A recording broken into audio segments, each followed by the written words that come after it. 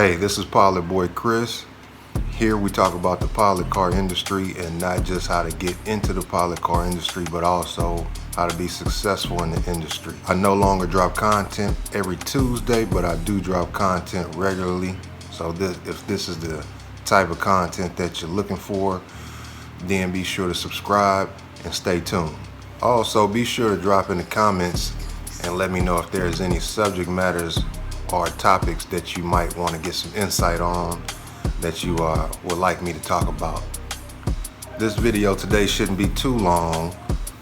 Today we're speaking on something that I've been asked several times. I've actually was asked earlier today the same question.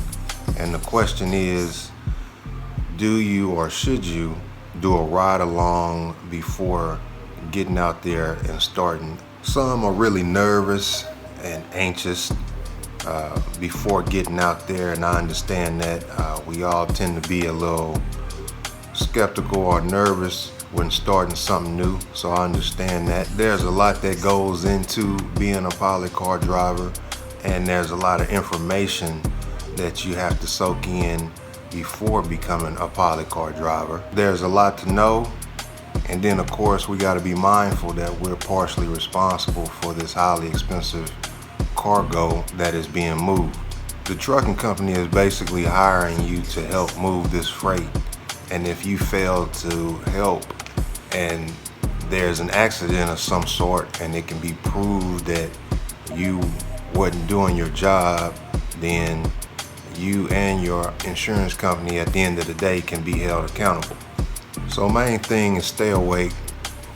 Driving for miles and miles and miles can put you to sleep if you're not rested. But stay awake, stay alert, and be on your A game for the most part. A good percent of the job is just you guys rolling constantly, continuously down an extended highway, just rolling.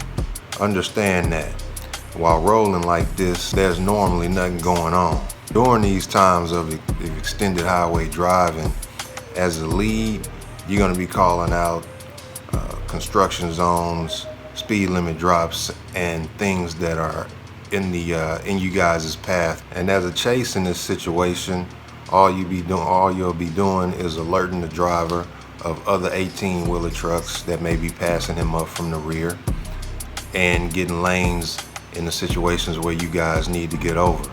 But for the most part, you'll be just rolling mile after mile in that right lane non-stop.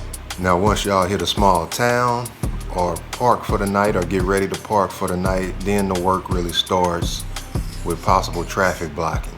But that's pretty much it.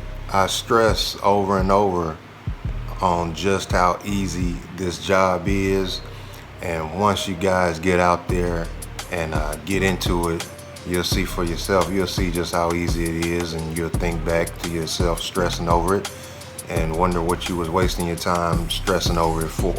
I did the same thing. Understand, my training course was made to bring the average person that knows nothing about the industry, absolutely nothing about the industry, to bring them from that point to becoming fully knowledgeable and competent as a professional driver. Now, is this course necessary? Must you have it to get in? Absolutely not. This is a fast track to getting in the industry and being successful in the industry, to basically skip those years of struggle that I've personally experienced in the beginning and that many experience in the beginning. If you're willing to grind it out or figure it out on your own, or maybe you got a head start, maybe you got some family members that's in the industry already, or maybe you've been a company driver for a company and may have insight on the industry already, you may be good. So what am I getting at? There's things you can do to help prepare yourself to be a great driver in this industry. Some are better than others, some are more effective than others, and then there's some that are just more feasible and realistic than others. Courses and the like, my course in particular, have the ability to transform you from a green unknowing novice into a well-informed, fully competent driver, so that you can create a consistent flow of revenue and work. And it's online and it can be completed from anywhere at any time. The ride along, on the other hand, can be very helpful in giving you a hands-on feel and a hands-on look for what you're going to be doing out there. But in order to do a ride along, for one, you're going to need to know a pilot car driver. Coming in, most of us don't know any pilot car drivers already in the industry to even try to set up a ride along with. But the main thing is, these trips are usually about 2 to 4 days long. So now you're talking about spending 2 to 4 days with somebody out of your schedule, not making money. You're talking about hotel stays coming out of your pocket to do this trip. And then you don't even know if this driver is coming right back after this trip is over with. So as said, some things are helpful, but just not feasible. And to me, doing a ride along, that's just one of those things. For what it's worth, I just wouldn't waste my energy in pursuing trying to set up a ride along. Just my personal opinion here. Hopefully at the end of the day, I've answered the question for you in depth.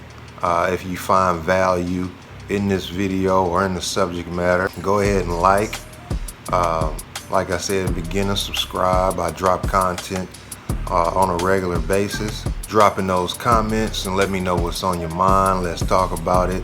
And any of you guys out there that are wanting to know more about the pilot car training course, then go to pilotboy.life and you can get more information about that there. Also go there if you would like to set up a one-on-one call to talk to me. Again, that's pilotboy.life.